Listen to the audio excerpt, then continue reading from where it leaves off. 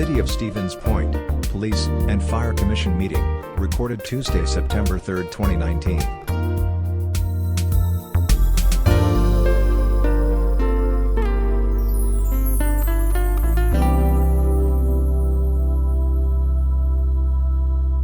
Going in, and I made my announcement saying, hey, if you don't come out, we knew she was in the closet, if you don't come out of the closet, I'm going to send the dog, you will be bit. She came out, we were able to get her handcuffed, no problem.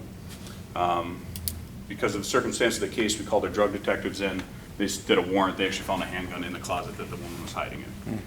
So I'm very confident that our dog, in that case, saved us from, further issues. So, Luna was actually deployed with that Daniel Tejada incident, the guy that had the AK-47 that was threatening to kill law enforcement officers and had the ballistic vest. She actually, as the guy was coming out of the vehicle, Lou said at one point he put his hands down, it looked like he was ready to fight. Luna started barking, his hands went right back up, he came back and he was taken into custody without incident. And this is just within a year of us having the dog, so I'm very convinced that they've proven their worth already, not only in the drug aspect, but in many other aspects. Austin, could you explain to everybody, I think maybe we all know, but for those who don't, the probable cause that the dog will give you to search the vehicle when it indicates, and how, you get into that car because of the dog?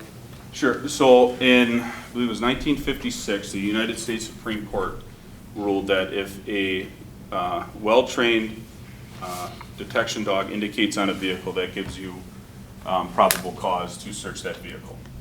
So if we have reason to believe that drugs are in there, whether I'm working with our drug detectives or I see a few things in the vehicle, the driver's being evasive, things like that, that would give me reasonable suspicion that, hey, something's not right here.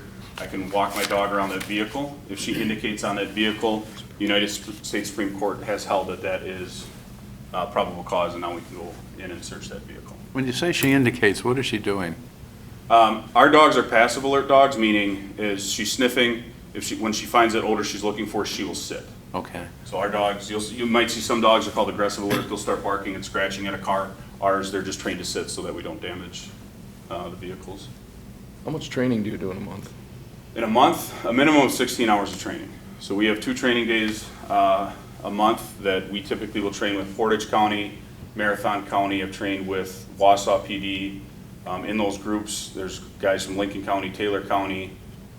I've gone down to Adams County and trained with those guys before. So there's 3 different groups that we'll train with. Primarily we stick with the Portage County guys, but a minimum of 16 hours a month. And then I try to do at least one thing a night on my shift, just to give her something to do and work on whatever issues she might be having or things that I want to build on. Other than the obvious risks, some of them you've outlined already, Officer, we read in the news there is a risk to both the officer and to the canine with certain drugs. Correct. Is that accurate, sir? Yes. So one of the drugs that's really big in the news lately is fentanyl. It's a synthetic opiate that is 10 times more powerful than heroin. So just skin contact with it will cause an exposure. Our dogs, guys used to do internal sniffs of the vehicle, so try to get the dog to source. So let's say the drugs are in the glove box. Guys would put their dog in the car, wait for the dog to search, and then indicate on the glove box. I only do external sniffs with we only do external sniffs with our dogs, and that way she walks around the car, she indicates, now I'm going to go in and search. If I need assistance past that, I might bring her back out.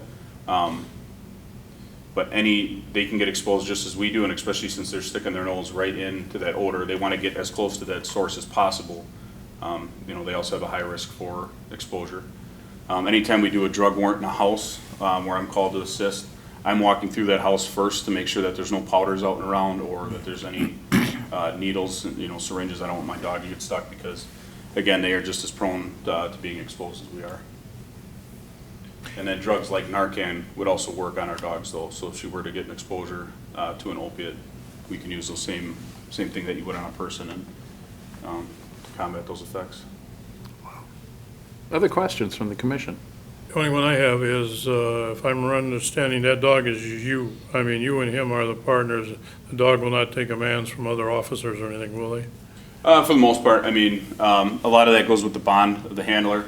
You know, I have, every now and again, we'll kind of play with the dogs and, you know, different guys will be able to work with my dog. But she is I mean, she comes home with me, she's with me 24/7, and we do get a pretty good bond. And at this point, if someone else were to tell my dog to sit or stay, she probably won't. Or there'd be less of that risk just because, or of her doing it just because she is so focused on me, and it's been me and her training for hundreds of hours already. Focused on is, you was right, the other day when we met, the dog was, wherever your eyes were, that dog was on you, watching, just waiting for your command. I was really impressed with that. Yeah, it's pretty cool. Like I said, you get a bond pretty quick. The first 6 weeks that we had the dog, we were down in Indiana, and it's just you and the dog, and that's all you're doing is training. And then, like I said, we come back and we're working. I'm with that dog more than I'm with my wife. So, yeah. Build up a pretty good bond pretty quick. Austin, if you want to go step out, grab Fala. And while we are talking about the canine unit that we have, just want to make the commission aware. Unfortunately, late yesterday evening, wound up having to, originally, Officer Ballou was going to be here with Luna. Luna actually was rushed to Appleton for medical issues. She's, yesterday evening after work, she started having some seizures, and they're working on her. They have a few ideas of what may have happened, but they're still sorting things out. The next 48 hours are going to be most critical. Right now, as I understand it, we're looking at approximately 20 to 30% chance of recovery.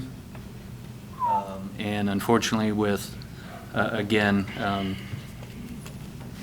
you see the connection that they have, and so Officer Blue currently is assigned on special assignment up in Appleton with his partner Luna. So That's not good. All these people. You sit. Yeah, if she sits down near Carlson, let me know. Yeah. Yes, sir, go That's a ahead. rough crowd.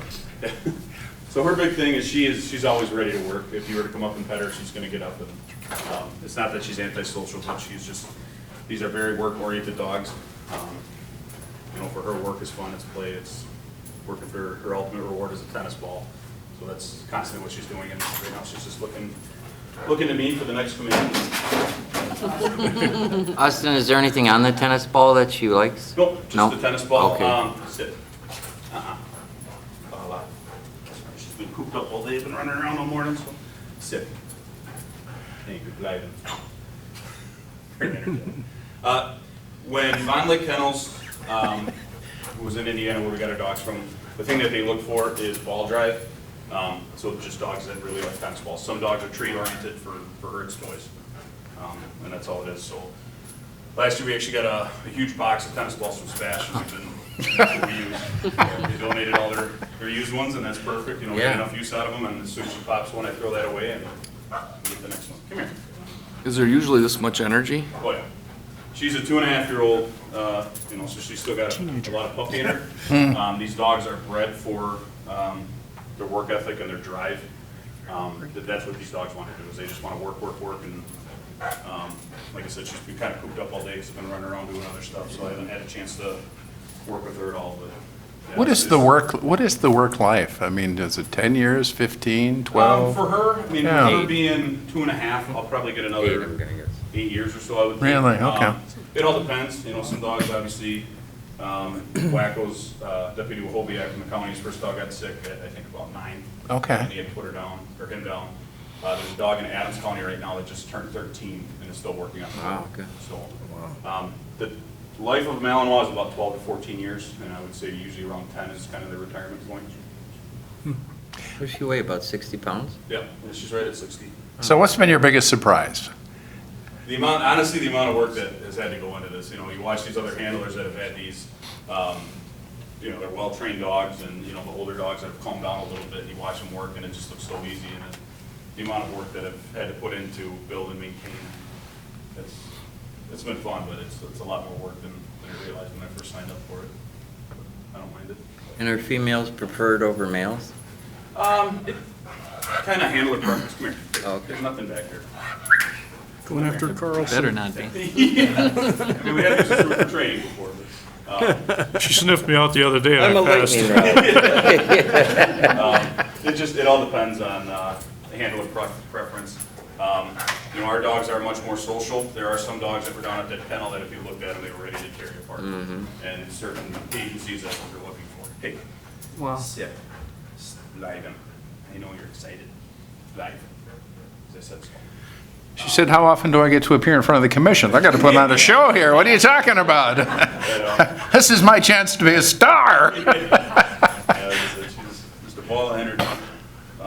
But it's been fun. I can't wait to see where the next few years take us. And Does she go into the schools with you? Do you go into the schools? And, yeah, we've done snips before at Ben Franklin, PJs. you know, When we do our training dates, it's usually when we get do our school snips. So when we've trained in Marshfield or in Wausau, I've done snips at their high schools and middle schools as well. okay. So it's just a lot of energy that they're expelling when they're doing those snips, so we need a lot of dogs to take care of the school besides the cash. Yeah, refresh our memory. I know we talked about it when we were discussing the K-9 program in front of the commission. What specifically about this career opportunity was exciting for you? Why did you say, you know, that's what I want to do? My big thing, and for whatever reason, I just really like getting into drug interdiction and kind of putting those pieces of the puzzle together, especially when on traffic stops. And I grew up with dogs. I love dogs. I had fun. The German Shepherd when I've grown up and playing with her and training her. So it was just kind of an opportunity to continue that and to be more involved in the department.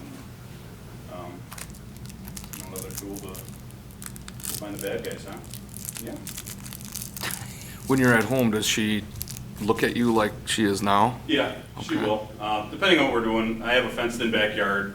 That's her playtime. That's, we're not doing any training, anything back there. That's where she gets to run around. I got a husky at home too, and those two play. If she comes in the house, she's in a kennel. I don't let her run around the house. Okay. And then I do have an outdoor kennel that she'll stay in as well. But there's a difference between here and home life. She knows, the only time she wears the choker collar that I have on her right now is at work or when we're training. At home, I have a flat collar. I switch them out. That's, sure. a change of uniform. She knows, yeah. And she knows when we're jumping in the squad car, hey, it's time to go to work. It's time to go train.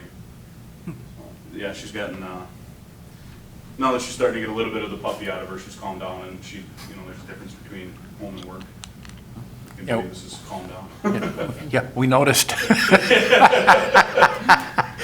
Part of that, it's her breed and she's still a puppy. That's great. That's great. Well, I only have one last question. It's been a really very effective presentation. What's the future? I mean, we're at a certain level right now with the city, the Police and Fire Commission. We have well-trained units. What's the future? What do you envision the K-9 program will look like 5-10 years from now, officer? Well, my plan is, obviously, I should still have her. She should still be working the road. At that point, I just want to continue to build on what she can do. I mean, there's really no limit to these dogs. It's just how much time and effort and energy you want to put into them. So my goal is to just bring her as far along as I can before it's time for her to retire and see where it goes from there. But like I said, within the first year of this project, I think we've really proven the worth of these dogs to the city already. And 5-10 years from now, I think they'll definitely more than pay for themselves and really prove their worth even more. I agree. Are there other questions? I just love the way she looks at you. Yeah, Wait for the next command. Now let's just calm Yep. down. No, She's ready to work. Is there an advantage to having more dogs on the force? I mean, What's the tipping point where it's worthwhile and where it's not worthwhile? in my opinion, if you have the officers that want to and the budget for it, the more dogs, the better. I mean, if we have 4 road rotations, if we get a dog per shift, that'd be amazing. Because there have been times, obviously, we get called in to help out with the drug unit or stuff, because there's not a dog working. So more dogs, and you got guys that are dedicated to it, and that's the big thing, is finding the right people. But if you got the right guys and the money for it, at least 1 dog per shift, I think would be. Yeah, I just want to stress something that Austin says, you see the dog at work, but there's so much more into going into being a handler. It's not I show up for my work shift.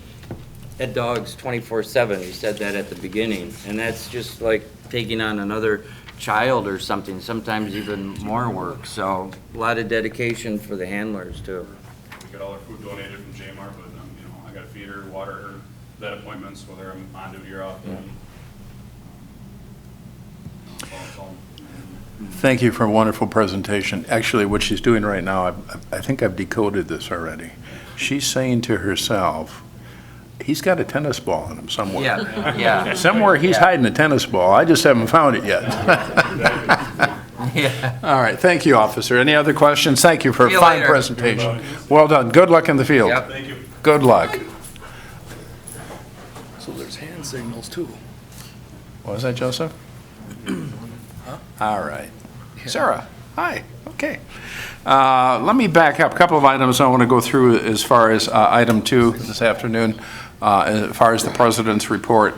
I want to report to the commission, and I think the alders are aware of this, and to anyone who's watching this, both Commissioner Ostrowski and Carlson are aware the ambulance contracts for the next 4 years have been executed. Common Council voted overwhelmingly to approve them, as did the county board, as of course did the commission. Those contracts were formally signed into law last Friday, and that is a major event for the community. That's a guarantee for at least 4 more years of superior medical coverage for every resident of Portage County. That is a major accomplishment. We've talked about it many times here at the commission, both publicly and in our executive sessions during the planning for this. The paramedics bring to the field the highest standard of medical care outside of a doctor in an emergency room.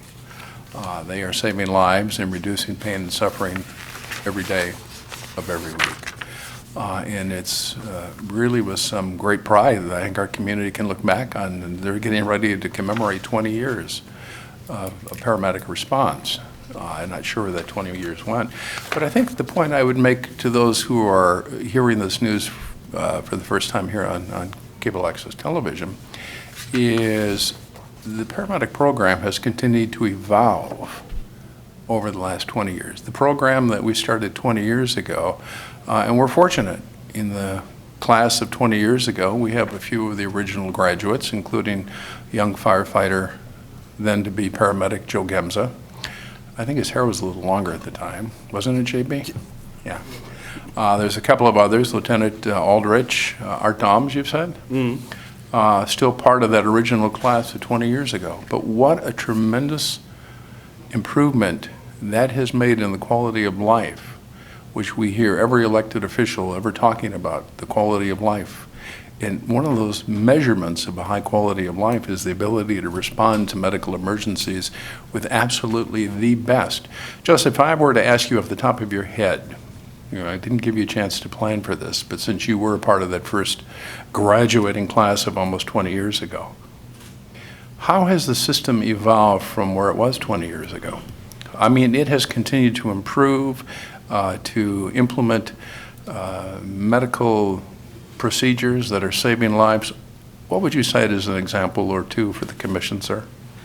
Well, first off, the evolution of the cath labs or the STEMIs, where we're currently opening cath labs and taking patients directly up to the different cath labs that are in central Wisconsin. So people who are having active ST elevation, blockage of their heart, actively having a heart attack, we're taking them directly from anywhere in Portage County directly to a cath lab, either in Marshfield or in Wausau.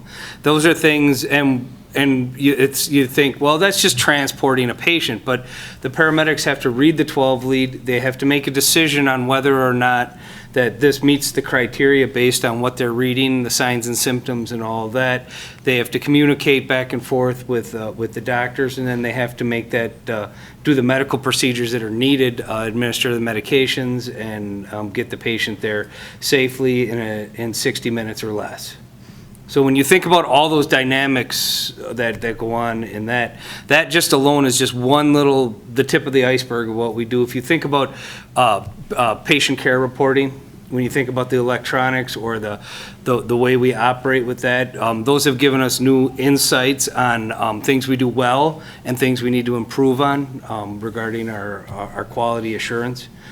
So we're able to go back and track that a little easier and then be able to really look at what we do and how we do it really well. I think the people of every resident in Portage County, not only in the city of Stevens Point, can be very proud of the work that's done by the paramedic service. So to the team from the commission, to the mayor, to the sheriff, to the city attorney, to the comptroller, to Chief Gemza, Chief Finn, and the county representatives, there were a lot of people who worked very, very hard on this. And they realized that it was going to take a lot of work to get it done. And it's a 4-year historic agreement.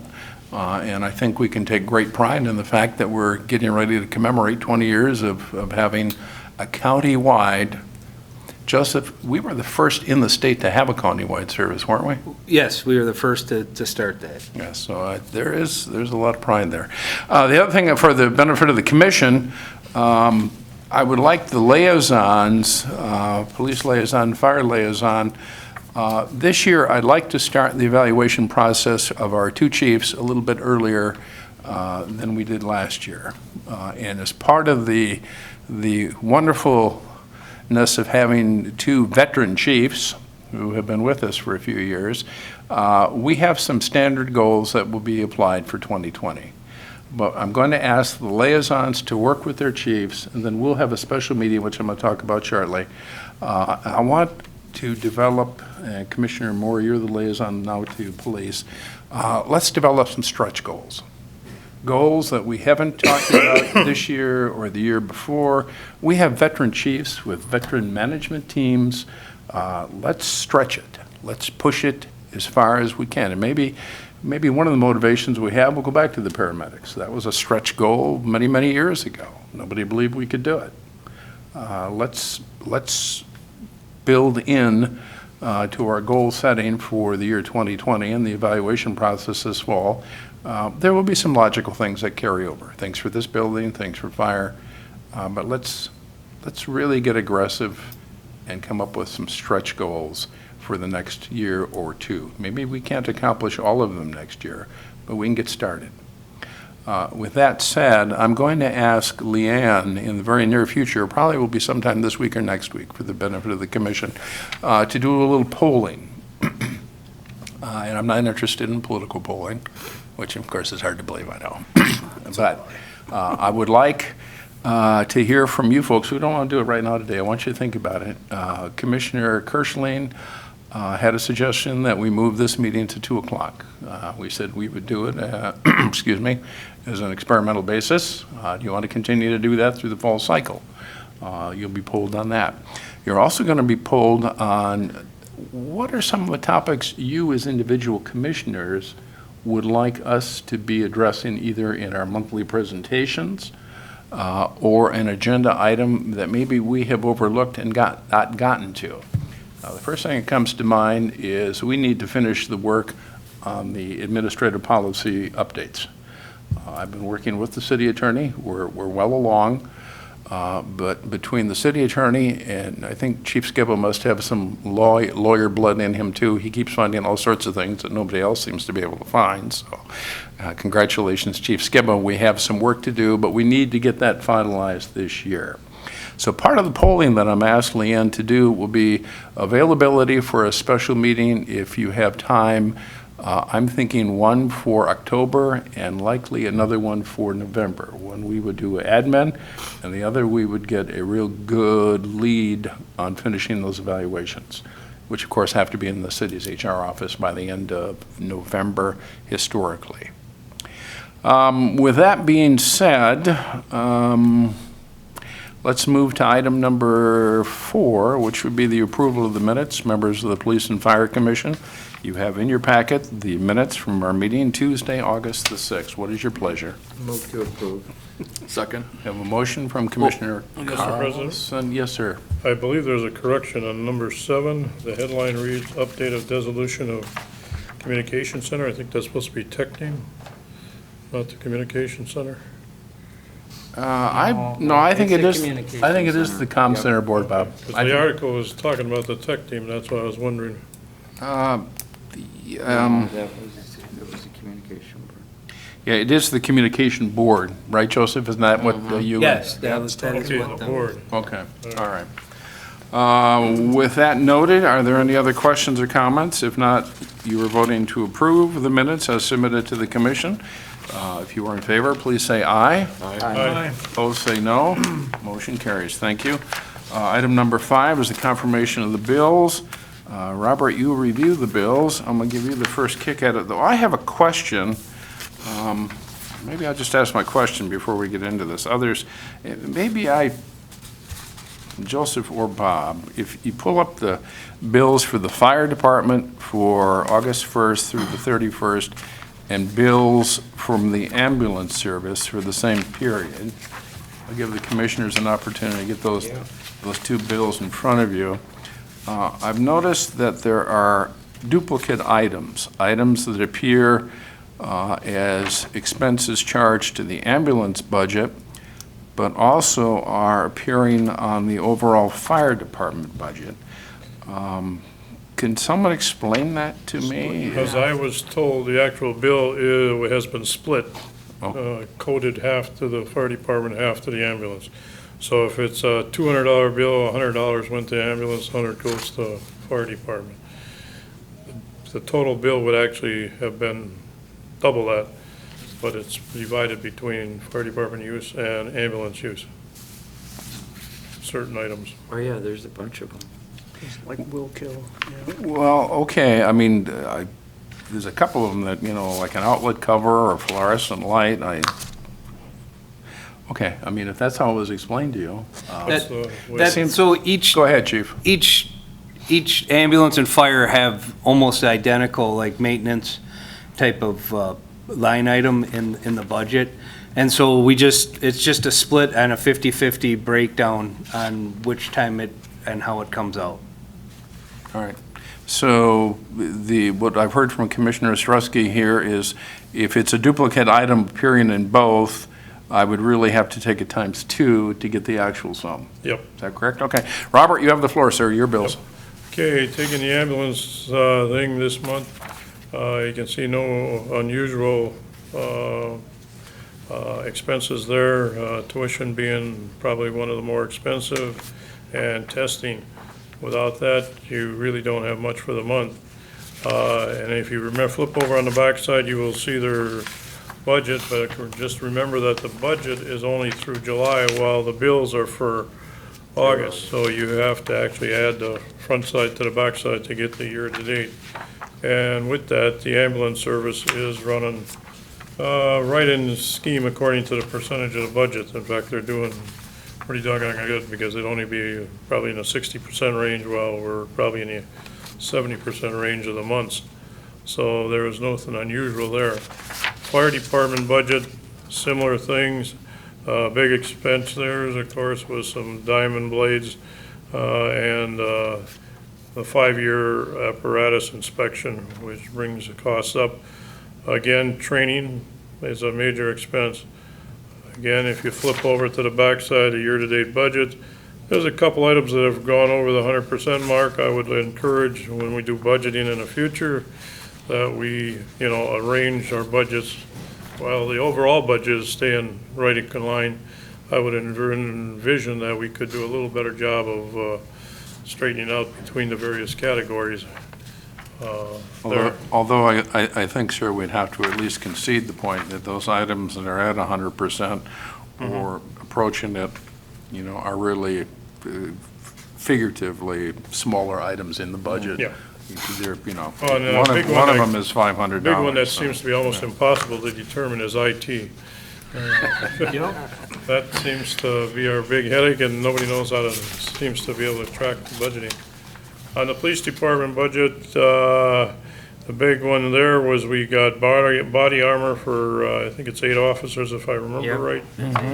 I guess 2 officers must be slightly smaller, because they're $5 a piece less than the other officers. I don't know if they have one less button on them or something. But anyways, but that's the big thing right there, when you got $3,200 with a body armor. Then there was a landscaping project, and just to let people know That is not the landscaping of the entryways. If you notice, they did a removal of concrete to discourage people from trying to enter the building there and move to the side. This is the landscaping in the U, in the area there. There was a lot of bushes and everything growing onto the building, into the building, and all that. That was what that was done for. But other than that, again, they're staying in line. When you look at the overall budget, you add August to July's yearly budget, and you are pretty good in line, with the exception, again, of blood draws and IT. Those are the nemesis. The blood draws, we do get some of that money back. It's assessed to the people. I have a silly question, and I didn't look at the landscaping, but why doesn't the city do that? I was wondering the same thing. Oh, you were expecting an answer. You said you had a silly question. I apologize. So there are certain issues with not only turnover, which we are experiencing, but also as the council addresses rates of pay, wages for seasonal employees and things like that. Parks typically would be directed towards that, though during the summer, obviously, those are their busier times. And so some of it, when we can, we do get assistance from streets and from parks as staffing permits in between projects. But unfortunately, again, as this building sat for almost 3 years, we're talking about some heavier lifting, if you will, on the landscaping portion. Once we get it back to manageable, I do believe for the most part, actually, our part-time staff here that we pay for will be able to maintain the bulk of it. But right now, we got to get it kind of back into that. Good answer. So I think to ask Commissioner Carlson's question a different way, is this building and its adjacent landscaping owned by the police department or by the city of Stevens Point? I mean, I'm not sure. I'd have to, no, I don't need an answer on that. I know you do. I think what we should look at is if comparable work is done at the street department, the water department, City Hall downtown, are those budgets for those units individually charged an account? Or is it you're part of the city? Okay, Chief Skibba, I know you can't resist. Go ahead. Well, when capital requests need to be made for like the parking lot and things like that for repair, then unfortunately I own it. If the city wants to let other people use it, then I don't. All right, are there other questions on the bill? And by the way, Robert, I do appreciate these up-to-date, the 7-month ending, 6-month ending, 5-month. That is very, very helpful for financial planning. Yeah, I feel strongly that watching the overall yearly budget is absolutely necessary. Yep. If there are no further questions, I will move approval. I'll second that. Are there questions or comments on the bills that have been submitted to the Police and Fire Commission? If not, you are voting to approve the bills. All in favor, please say aye. Aye. Opposed, say no. Motion carries. Okay, item 6, time for some updates on budgets. Let's start with the 2020 capital proposed budget. The city of Stevens Point, I may not have this number totally correct, so one of the chiefs can or perhaps Mary, you can help, received over $11 million worth of capital requests in the capital budgets, and had about $5 million and some change for projects next year. So, Chief Skibba, you want to do the first update on capital budgets only for police? So with the request that we made, again, initially asking, again, that the police department be finished with the garage to the front, that would also deal with evidence processing area, along with some office space, and the re-roofing of the north section of the existing building. At this time, again, in speaking with the treasurer and the mayor regarding the large request that has come in, some of the road repairs, some of the critical fleet that is needed for the city, agreed that though we need to present the need for it, at this time, most likely the garage and those particular office spaces will not be put on the 2020 capital moving forward. It is on the long-term plan for 2023. I believe it needs to be done before that, but with that said, this is a marathon. Back in '91, Chief Creasa had argued for a garage in a proper facility, and council has done well in moving us here. Now it's a matter of finishing it. But again, we also understand there are some big, heavy needs out there in the community, so kind of juggling that. Primarily then, we have things such as gas masks for replacement for SWAT. We have tasers, again, technology and as product wears, repeaters. The mayor, as I understood at staff today, was going to be having a final meeting with the treasurer before presenting, I believe, at committee's finance next week with the initial proposal to council or committees to start. So we'll have a much clearer perspective late this week, early next week, as to what things are sitting on the bubble and what things for sure are not. But I do not believe our garage, which between offices, the roof and everything, is right around the $2 million mark overall. So it is a larger expense. So, like Chief Skiba said, that we're going to find out here within the next couple days where we're sitting. It was my understanding that capital will go up on August 9th, be presented to the finance committees at that point, at those meetings. As of right now, Chief Finn, Corey, and the mayor have been working together. Some stuff has been left out, some stuff they're still working on trying to get to try and get caught up. I would really be amiss to give you the exact what they have been discussing. They've been going back and forth the last week or so. So that's the update that we have right now. But we're cautiously optimistic that things will be moving in the right direction. Let me put our liaison, Alderperson Mary Nebo. And Mary, I'm sorry I didn't warn you I was going to do this. Is there anything additional you could add as the liaison? I will certainly support what we can, but I'm already in trouble because I can't get alleys repaired over on this side of District 7. So the needs are great, unfortunately, but we've had a good year with development, so we do have some wiggle room to increase the levies, but they're trying to keep, taxes down and do the best they can. But I think I was pretty close with Corey Laddick. It shared about 11.7 million. Does that sound right for requests in totality, and about 5 million they can afford? Does that sound right? That's kind of what we've heard. Okay. Yeah. Well, following the meeting in September, we'd like to hear from both chiefs as to the outcome on that.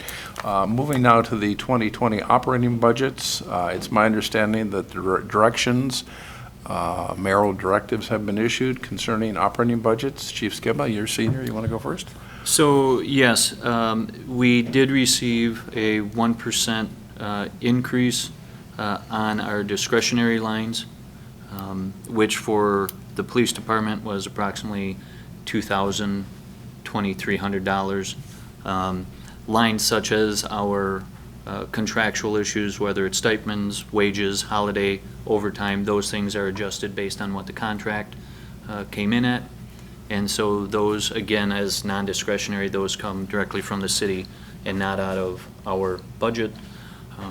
For some of you, Commissioner Carlson, who have had fun with operational budgets as it were here, and President Westcott, depending on kind of how that trend goes, what we are seeing is that we're breaking out our accounts more in detail now. So we, in some respects, can do more accurate line items. And with the work of the assistant chiefs, we are identifying some areas that had been previously just lumped together. One of the great benefits is that as we assign these tasks and responsibilities to our supervisors, whether it's lieutenants or sergeants, they're going to have a better and more clear idea of what the expectations are, what the amount of monies are, and so again, kind of that mentoring and working for that. So. That's good. Thank you. Chief, what would you add, sir? Same thing, 1%. We figured it's a little bit over $1,000 we'll be able to move with. A couple things we want to that we've been working with the city is the identification of the IT. And again, you said that you see that in every bill cycle. So we're working with them to find out who's ultimately responsible to maintain the IT and keeping us up to date on those types of things in our operational budget. It appears that we're kind of meeting some common ground on who's responsible for what, and so hopefully that'll shake out here in the next couple weeks, so we'll be able to get a clearer picture of what that's going to cost. Because in our capital, obviously, you saw that there was IT upgrades, and we're trying to find out who's ultimately responsible, like Chief Skiba said, regarding who owns it and who plays with it and how it works. But you're going to see IT come back from both capitals because it's not going away, and everything, licensing fees and stuff like that for different things that we do are very important, and making sure that we can stay up to date on that are, and so it's going to continue to. And like so many things in public safety, certainly, the longer you postpone, the more expensive it becomes. Oh, without a doubt. We all remember that. All right. When are those operating budgets due again? I don't remember. October? So at least the initial numbers were requested at the end of this week to get Right. back to the comptroller office for them to review. But I believe, yes, in October, I believe capital is being discussed this month. And so next month, I believe operational will start, and then All right, so we'll have a clearer handle real soon on the capital. We'll wait to hear from you, and we'll just take another look at the operating here very soon. Are there questions for our two chiefs on this? Just thank you for the updates. Alderperson, thank you for your update. Let's move, if we may, to item 7, that is the fire chief's report and EMS report. As you have by now noticed, Chief Gemza is here substituting for Chief Finn. Bob, did you? I was just wondering, was there a pass out that I missed on the fire chiefs? Yeah. Yeah, there was. Sorry about that. You want to hand that down? Chief Gemza, you have the floor, sir. So on the fire side of your report, you'll see that we started into our confined space for tech rescue training. All 3 crews have completed their ropes training, and now we're moving into the second discipline of this year's technical rescue training. You'll also see that they've spent quite a bit of time with the fire side of operational training, which is this type of weather is perfect for that, accompanied by the fact that we just have 2 new hirees to go through their NFPA drills.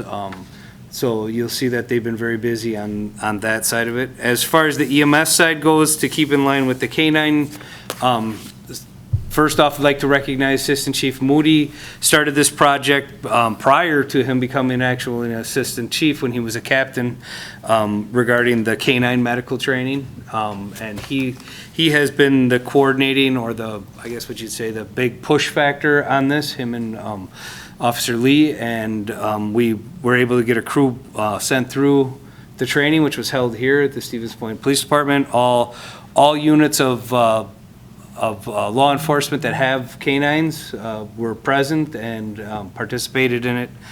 And all this training was donated by the local vets that handle our canine officers, the Fox Valley Animal Referral Center, and Got Your 6 Canines group. And so that was a full 8 hours of training, starting at the basic life support or basic training of the canines all the way up to advanced.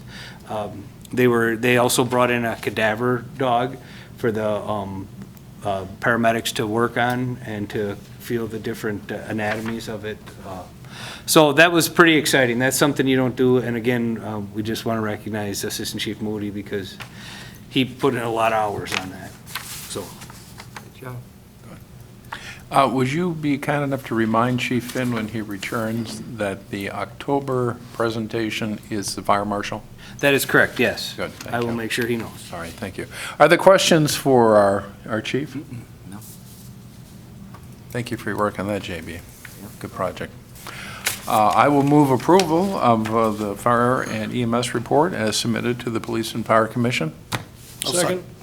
Second by Commissioner Kirschlein. All in favor, please say aye. Aye. Opposed, say no. Motion carries. Item number 8, the police chief's report. Chief Skiba, you have the floor, sir. So under the notes of interest, as you've seen most likely in the media, one of the kind of reminders or eye-openers, unfortunately, is how some people view law enforcement in a particular case, and as Officer Lee had spoke about it, where a person feeling so disgruntled with law enforcement that not only did they go out and get body armor, but a gun, actually had taken pictures of officers at a particular location. So it's a reminder that whether it's Stevens Point or Milwaukee, or it is part of a national perspective we have to be cognizant of. And so working with other agencies and just being cognizant of it. And I think, again, sometimes maybe it seems like it's just always bad news here, or heavy news anyway. I think it's important that the commission be aware of what is taking place in our community. We also, with that, get a lot of support from this community. Again, 2 K-9 units paid for by the community. So great outreach and great service from our community, but there are those times where we are focused upon or targeted, if you will. The other part I want to speak to you about is actually a potential project that we are looking at, not to take credit for it so much, but quite frankly, a good idea is a good idea, and you get them where you do. And some police departments, and listed under projects, live streaming of presentations. Not sure where this is going to finally end, whether it's separate from the Police and Fire Commission or if it's incorporated with. But there are some police departments now taking advantage of today's technology, where you do your presentation and you invite the community to a forum like this, but for those that aren't available to make it, you live stream it, you allow them to send back questions, you answer them, either if it's off to the side online, or possibly as it's streaming, if it's a big enough, all-encompassing of your community idea. And so we're looking at doing that later this year, at least once. We are working with those wonderful people behind the cameras here at Stevens Point to see if whether or not it can be incorporated with our existing system, or if we do something more through Facebook, or just how we exactly incorporate that. But so again, trying to get our information out to the community as best we can, and have the community be involved with us as well. It is an idea that Chief Skibba has discussed with me. I think he has some ideas that are worthy of exploration. He's got, as a former alderperson, he used to say he has some homework assignments on this, so we'll see where it goes. And I understand that even Sarah might have a role here at some point in the future. We'll have to see where that goes. Chief, I have a couple of questions. Of course, we would be remiss as we meet here today. It is the first day of school in the city of Stevens Point. How did the first day of school go? I'm sure it went well for you. How'd it go for the students? So I think that it went well. One of the benefits, I guess, of kind of Groundhog's Day in some respects, we, I think, are doing a much better job of, like in the school zones, getting out there a couple of weeks at a time, running a little heavier traffic enforcement, preventive, where even if we're just being seen and we're issuing warnings, at least we're reminding people again, okay, this is where the kiddos are crossing, slow it down a little bit, be observant and take care of things. I will say, though, with this facility and the school, we've had some issues with the parking lot being less used in back from the tech moving out, with Ascension no longer leasing this parking lot. We've had parents starting to utilize this as a drop-off and pickup area. We have reached out and spoke with Ascension. We've reached out and spoke with PJ's, and we will be doing some temporary barricades during the daytime, as this is not an access or an egress point, I should say, off the north driveway. Unfortunately, we've had times where the first year here, school buses, we worked that out, but we have 10 and 15 cars that will stack up here. And two concerns. One, we have a lot of foot traffic back here. We don't need more vehicles with all those students coming and going from Boys and Girls Club, Northwest Journey, or PJ Jacobs, as well as, again, from emergency response, if we need to get out in a hurry, we realize until the garage is built, we do have some access point issues, and trying to mitigate those conflict points as best we can. So, but all in all, it was a uneventful, thankfully, good start for the school year. And we have resource officers at the high school, junior highs, Anywhere else? And so at the two junior highs and at the high school, there are some conversations, as said previously, about the need, whether it's at the alternative school, the old Jackson School, the elementary school. So again, that is very, very preliminary in understanding the need. And again, as government goes, it's a marathon. It's not a sprint to the answer. So. Okay. Questions for Chief Skiba? Commissioner Chief, Starsky? a couple things. Under the mental health thing, I see we're hitting our usual average in the 70s, but I was kind of curious. You got 10 emergency detentions and 7 voluntary. How long is a typical detention for? Is it a 30-day, 10 days? I mean, So a couple of different things. First of all, the emergency detentions within 72 hours, they need to be seen, and this comes before a judge then to determine is there placement, is it outpatient care, is there no need for it, was it just a moment of poor judgment?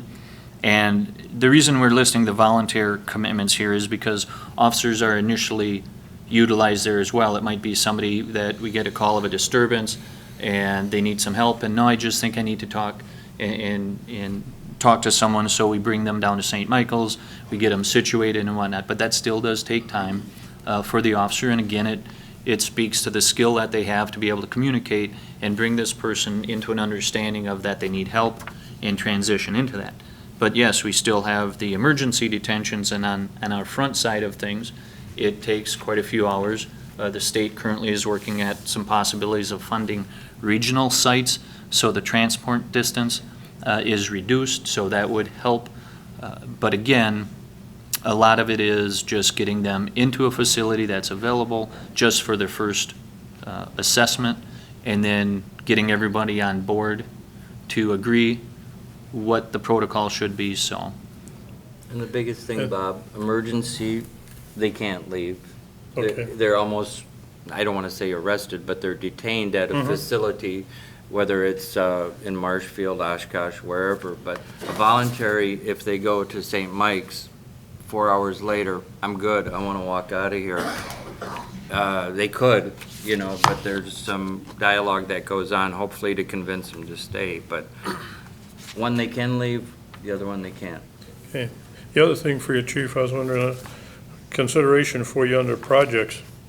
I noticed during our big storm, it took a while before the stop signs got pulled down on a corner right by my home, and I've seen that elsewhere. I was wondering if there's some thought to authorizing a citizen in that area when a storm has happened, that they can release those signs and open them up. The other thing is, I noticed around town, we're starting to put the yellow band around the stop and go lights. Well, I would advocate that on those stop signs also, because I tell you, once dark came, stop signs could not be seen, and people were going through, and we had, I'd say we had close to 6 or 7 near crashes on my corner, just watching the idiots out there. I think if that fluorescent tape was put around the stop signs, I think that would help once the power gets to the dark hours. Stop signs that are reflective like they're supposed I to will reach out to our streets crews to see just I what would can and advocate can't it. be done. I know that there are some DOT requirements as to what can be done, but the stop signs could be, quite frankly, so old that they've lost their reflectivity. Yeah. And so some of that may need to also be updated simply Because I to be could helpful. plainly still see the outline of the stop and go lights, but I could not see the stop signs without. Right. Okay. Thank you. Yeah, thank you.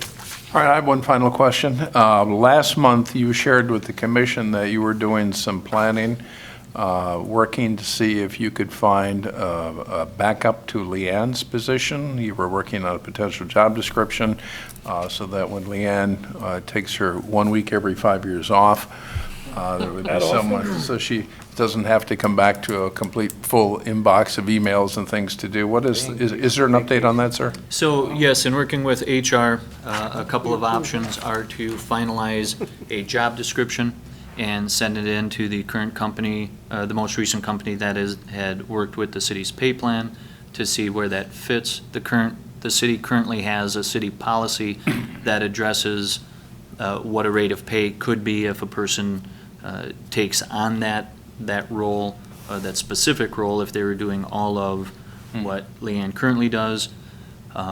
Still looking at possibly drafting some policy language similar to our lead position. However, at this time, with wage discussions and staff discussions going on at committees and council and department head level, waiting for that to sort out. This again is something that we'll definitely get to. It's not critically urgent done today, so it probably will start back up November, December when all the big dollar counts have settled down. And Okay. I just wanted to follow up because you had mentioned it last month you were working on that. Are there other questions for our Chief of Police on his monthly report? I'll entertain a motion. I'll make a motion to approve the police chief's report. A second. Second by Commissioner Carlson. All in favor, please say aye. Aye. Opposed, say no. Motion carries. Chief, thank you for the update. Item number 9, we will adjourn into closed session pursuant to Wisconsin statute, considering employment, promotion, compensation, or performance evaluation data of any public employee of which the governmental body has jurisdiction or exercises responsibility for a police officer applicant interview. With that said, I'll entertain a motion to adjourn under item 9 into closed session. Second. Commissioner Moore, second by Commissioner Ostrowski.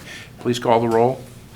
Carlson? Yes. Kirschling? Yes. Moore? Yeah. Ostrowski? Yes. Westcott? Yes, we are in closed session. All right, we are back in open session. And after deliberation, I will move that the Police and Fire Commission offer a contract for tentative employment to Trevor with the condition that the stipulations concerning the hiring of this officer in 2019 are reaffirmed later this month by both the City Finance Committee and the Common Council. And pending those approvals, which are fully anticipated by the Police and Fire Commission, and with the completion of all hiring protocols that remain outstanding, the Trevor joined the police department on or about October 1st. Is there a second to that? Second it. Thank you, Commissioner Carlson. All in favor, please say aye. Aye. Aye. Opposed, say no. Motion carried. Congratulations, Trevor. Nice job. And with that, we are adjourned.